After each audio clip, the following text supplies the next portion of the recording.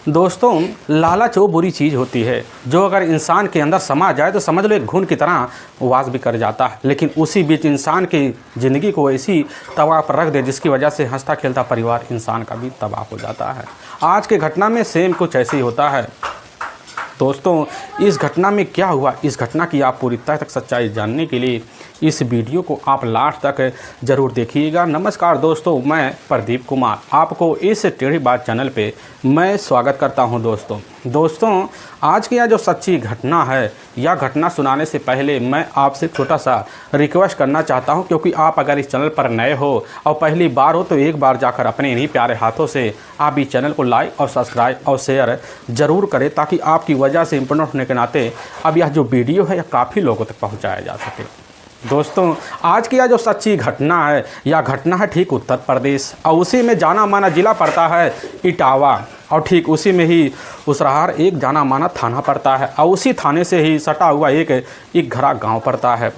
मैं बात कर रहा हूँ ठीक 13 दिसंबर का ही रात का सन्नाटा होता है। तो उसी वक्त जो होता है गांव के रहने वाले परशुराम के घर में से उनका अपना छोटा भाई जो होता है अब जयराम एक चीखती ही आवाज़ में बाहर निकलता है और चीख कर वहाँ लोगों को इकट्ठा कर लेता है। लोग कारण पूछते हैं तो जयराम जो होता है कहने लग जाता कि हमारे बड़े भाई परशुराम और उसकी अपनी जो पत्नी होती है बिमला और उसकी एक 3 साल की बेटी है, उसकी बेरहम तरीके से हत्या जो होती है इधर बिमला का अपना पहला पति राम किशन और उसके बेटे वीरेंद्र ने ही मिलकर कर दिया गया, क्योंकि उनके दोनों के हाथ में एक रिवॉल्वर था। उसी रिवॉल्वर को लहराते हुए हमारे आंखों के सामने अब दोनों फरार हो गए हैं। इस बात की जानकारी अब पूरे मोहल्ले को लग जाती है। मोहल्ले के लोग जब इकट्ठा होते हैं तो इसकी जानकारी वहाँ के ग्राम प्रधान को देते, ग्राम प्रधान भी आते हैं। सारी बात जो होता है अब जयराम के मुख से सुनते हैं और इसकी जो सूचना होता है अब अपने थाने अब उसराहार में दे देते हैं।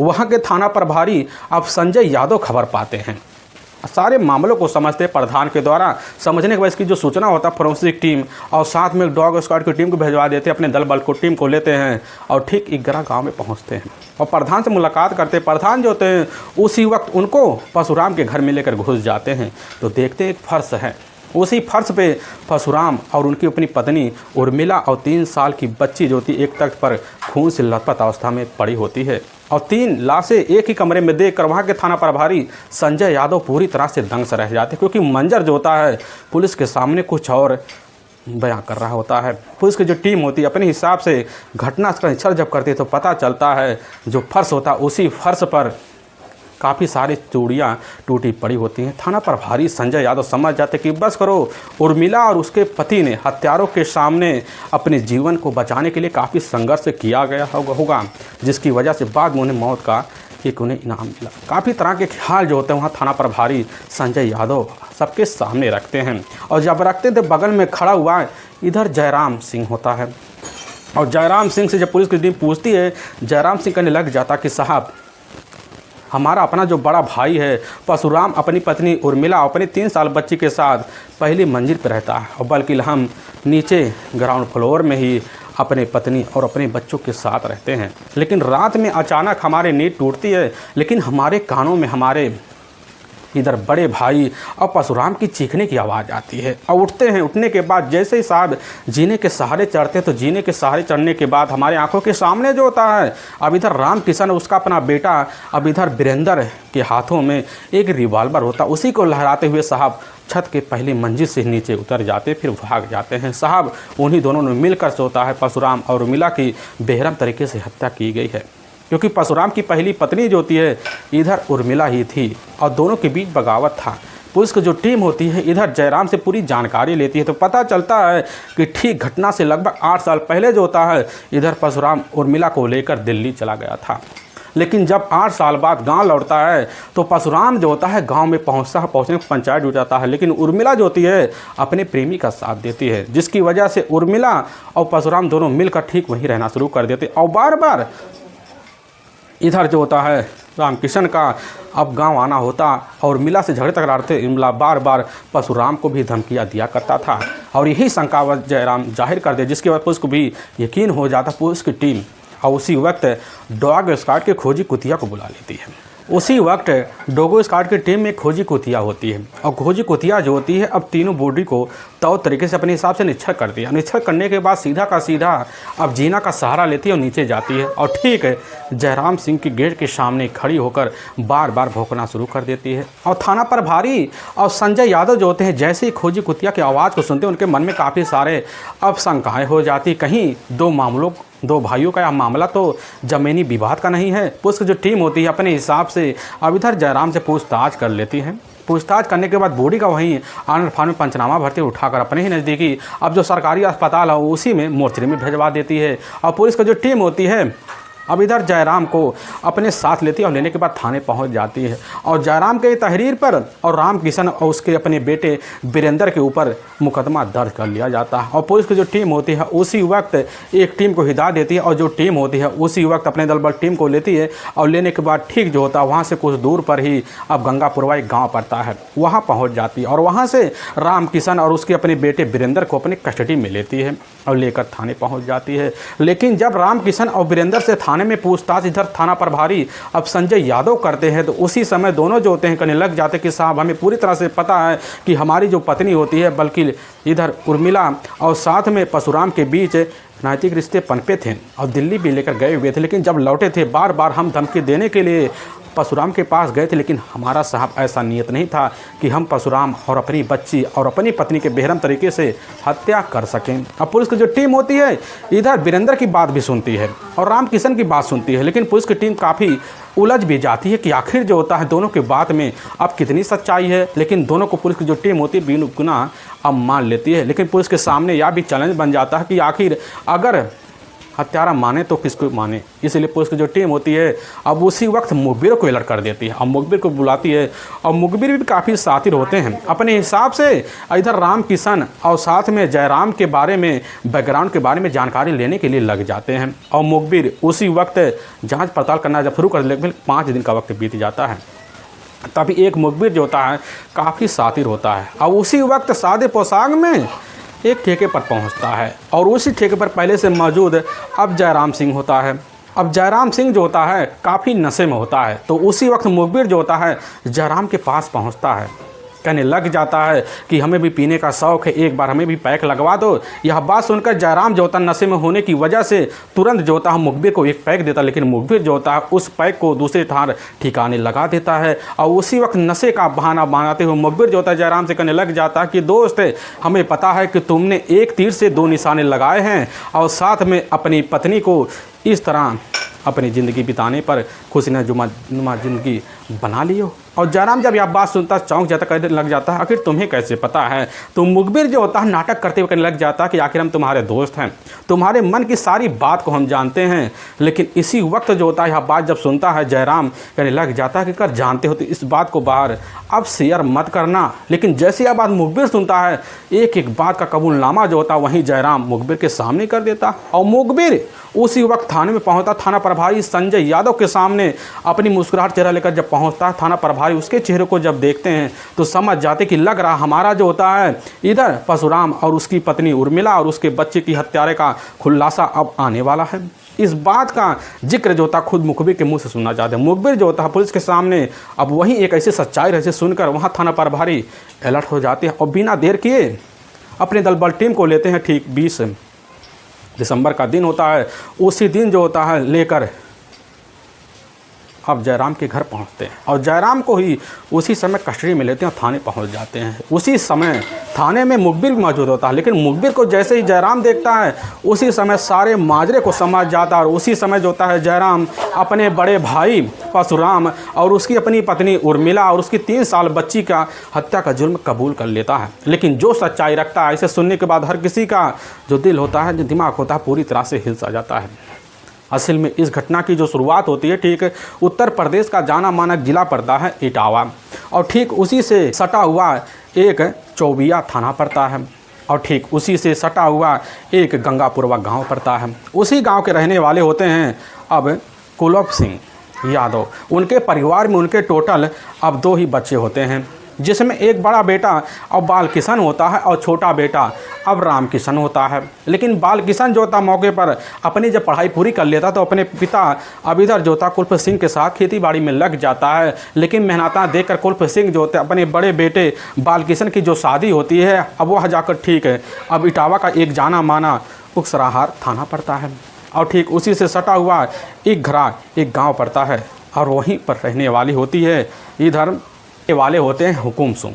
हुकुम सिंह के टोटल अब 3 बच्चे होते हैं जिसमें 2 बेटे हैं और एक बेटियां होती है। सबसे छोटी जो बेटी होती है अमृता काफ़ी पढ़ी लिखी होती है जिसकी वजह से उसके जो अपने पिता होते हैं हुकुम सिंह उसी वक्त अपनी बेटी के लिए एक तरीके लड़के की तलाशी करते हैं। तभी इसी इसकी जो खबर जाकर अब इधर कुलप सिंह को लग जाता और कुलप सिंह जो होते हैं अपने बड़े बेटे और बाल सिंह के लिए रिश्ते लेकर जाकर सीधा हुकुम सिंह के पास पहुँचते हैं। इसी हुकुम सिंह जो होते हैं अपनी बेटी की देख रेख और इधर जो होता है और बाल सिंह की देख रेख करवा देते। दोनों की शादी जो होता है तो तरीके से हो जाता है। अमृता अपने ससुराल पहुँचती है तो तरीके से अपने ही परिवार के साथ रहना शुरू कर देती है। लेकिन अमृता थी अलग परिवार की रहने वाली, बड़े घराने की, जिसकी वजह से सामूहिक परिवार पाकर अपने सास ससुर से अपने घर में झगड़ा शुरू कर दी। जिसकी वजह से उसके जो अपने ससुर होते हैं एक फैसला लेते हैं और इधर अमृता और बाल सिंह को एक अलग मकान देते हैं जिसकी वजह से अलग हुआ रहना अब शुरू कर देते हैं। लेकिन इधर उनका अपना एक छोटा बेटा बच जाता है अब राम किशन, वह भी पूरी तरह से शादी तक पहुंचा होता है। शादी की दहलीज को देखकर राम किशन के भी शादी का फैसला लेते हैं और अपने बेटे के लिए अब लड़की की तलाशी करते हैं, काफ़ी मेहनत करते हैं।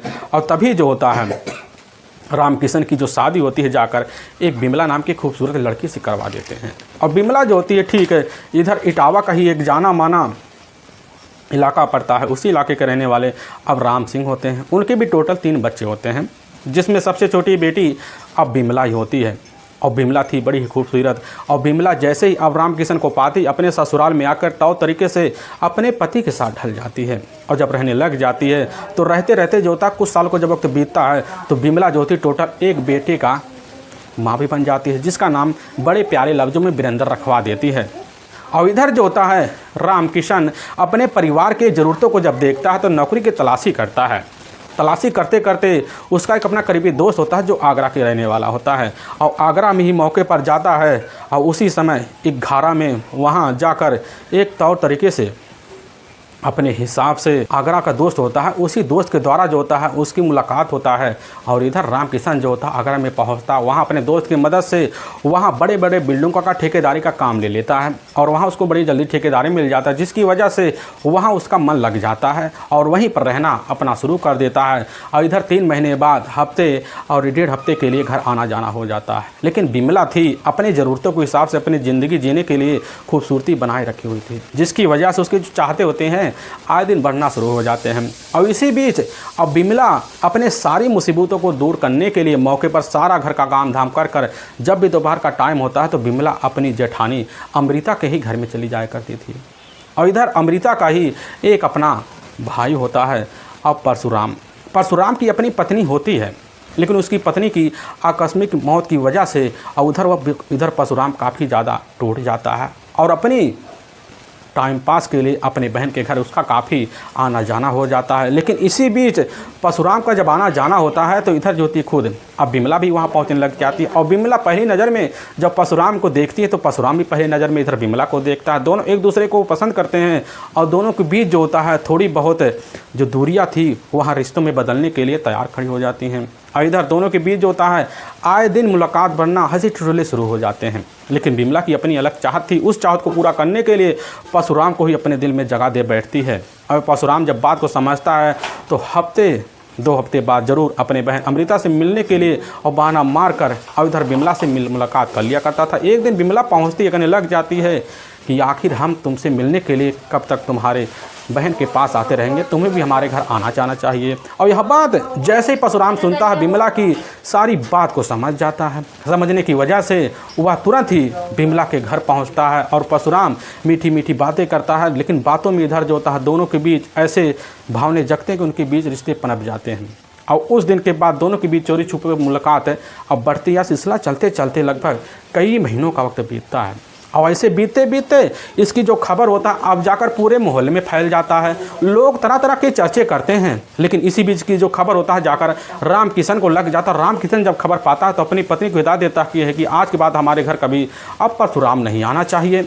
यह बात सुनकर पूरी तरह से बिमला अब सतर्क हो जाती है, लेकिन सतर्क होने के बावजूद भी पूरी तरह से चोरी छुपे जो होता है इधर परशुराम के साथ मिलना जुलना होता है। लेकिन परशुराम जब समझ जाता है कि हमारा मोहल्ला पूरी तरह से हमारी बदनामी से जूझ रहा है, तो उसी वक्त अब इधर घटना से मात्र 8 साल पहले जो होता है बिमला को अपनी बातों में लेता है। और बिमला की जो अपनी बेटा होता है मौके पर वीरेंद्र, वह 8 साल का होता है। 8 साल बेटे को छोड़ती है बिमला, और छोड़ने के बाद ठीक जो होता है परशुराम को साथ लेती है और ठीक है अब दिल्ली पहुंच जाती है। और दिल्ली जाने के बाद लक्ष्मी नगर का एक एरिया होता है, उसी में मदर डेयरी होता है, और वहीं जाकर पास एक कमरा लेती है और वहीं परशुराम के साथ रहना शुरू कर देती है। और ठीक जो होता है परशुराम एक सब्जी विक्रेता बन जाता है, रेहड़ी छोड़कर अपनी पत्नी का वहीं गुजारा करना शुरू कर देता है। लेकिन इसी बीच दूसरी तरफ जो होता है अब जाकर राम किशन को खबर लगता है कि हमारी पत्नी आखिर में परशुराम के साथ गई। थाने पहुंचता है, इधर जो होता है परशुराम के ऊपर ही अब जाकर अपहरण का मुकदमा दर्ज करता है। पुलिस की जो टीम होती है परशुराम की तलाशी करती है, लेकिन कुछ भी अता पता नहीं चलता। लेकिन ज़िंदगी का लगभग 8 साल का वक्त बीत जाता है। बीतने के बाद जो होता है इधर अब वहाँ बिमला एक बेटी की माँ बन जाती है, जिसकी उम्र लगभग 3 साल के आसपास हो जाता है। लेकिन कुछ कारणवश जो होता है अब वहाँ रहकर परशुराम बिमला को साथ लेता और 3 साल बच्ची को साथ ले अपने पैतृक गांव अब साल 2014 के मार्च के महीने में ही अब इकघरा पहुँचाता है। और वहाँ पर अपने भाई और जयराम का राजीनामा लेता है। और ठीक जो होता है 3 तल्ला के मकान में पहली मंजिल पर परशुराम अपनी पत्नी बिमला और 3 साल बच्ची को लेता है और वहीं पर ठिकाना बना लेता है और वहाँ रहना जब शुरू कर देता है तो इधर जयराम को पता चलता कि अगर हमारा हिस्सा हमें मिल जाता तो हमारा जीवन बड़े खूबसूरत तरीके से बीतता। क्योंकि जयराम को पता था इधर हमारे बड़े भाई की अपनी जो पत्नी होती है इस दुनिया में तो है नहीं, इसीलिए हम पूरे जायदाद का पूरे हकदार थे। लेकिन अब तो हमारे बड़े भाई की पत्नी आ चुकी है, आखिर उसमें भी हिस्सा बढ़ जाएगा। ये सब सोच साच कर जयराम पूरी तरह से परेशान हो जाता। उसकी जो रात की जो नींद होती है पूरी तरह से गायब सी हो जाती है। वह सोचने पर पूरी तरह से बेबस भी हो जाता है कि आखिर जो होता है हमारी जो ज़िंदगी होता है अब पूरी तरह से घुट घुट कर बीतने लग जाएगी। और जयराम इसी बात को लेकर अपने मन में कड़वाहट भरी शब्द बोलना शुरू कर देता है। लेकिन परशुराम अब जो था अपनी पत्नी और बिमला 3 साल बच्ची के साथ खुशी में जीवन तरीके से वहाँ रहता है। लेकिन कैसे न तैसे इसकी जो खबर होता है अब जाकर राम किशन के कान में पहुँच जाता, क्योंकि यह खबर जो होता है खुद अब जयराम अपनी बहन अमृता को देता। अमृता के द्वारा यह खबर जो होता है अब राम किशन को लगता है और राम किशन जैसे ही खबर पाता उसी वक्त अपने 18 साल बेटे वीरेंद्र को साथ लेता और लेने के बाद ठीक जो होता है अब परशुराम के घर पहुंच जाता है। वहां पहुंचने के बाद अपनी पत्नी के सामने मिन्नतें करता है कि तुम घर चलो। लेकिन इधर जो होती है अमृता पूरी तरह से अपने परशुराम के प्यार में अंधी होती है और यहाँ तक अपनी 18 साल बेटे का मुंह भी नहीं देखती और उसी समय परशुराम के साथ रिश्ते में रहने के लिए हामी भर लेती है। और इधर जो होता है काफ़ी सारे धमकियाँ वहाँ राम किशन देता है और अपने घर चलाता है। लेकिन बार बार धमकियों की वजह से जयराम समझ जाता कि हमें अब मौके का फ़ायदा उठा लेना चाहिए, इसमें देरी तनिक भी ना करना चाहिए, क्योंकि इधर पूरा का पूरा मोहल्ले का जो शंका होगा जाकर सीधा अब राम किशन के ऊपर चले जाएगा